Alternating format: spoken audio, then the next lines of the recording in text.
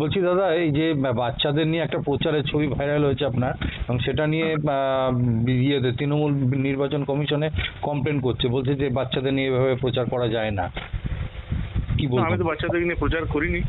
এবার কোথাও আমি প্রচার করছি, সেখানে বাচ্চারা যদি চলে আসে, তো বাচ্চা ভগবানের রূপ, আমি কি একদম। তাকে তাড়িয়ে দিতে পারি? ঠিক ঠিক ঠিক ঠিক আছে দাদা। তার পক্ষে স্লোগান দিচ্ছে। একটা মডেল কোড অফ কন্ডাক্ট চালু হয়েছে ওনাদের ইলেকশনের আগে থেকে। কার্যত একটা জরুরি অবস্থা ঘোষণা করলো, রাজ্য প্রশাসনকে স্তব্ধ করে। তারপর ইলেকশন ঘোষণার পর মডেল কোড অফ কন্ডাক্ট চালু করলো ওনাদেরই হচ্ছে যে পুতুল নির্বাচন কমিশনার।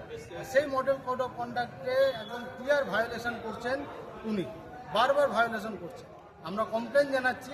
আমি জানি না যে নির্বাচন কমিশন কী করছে না করছে।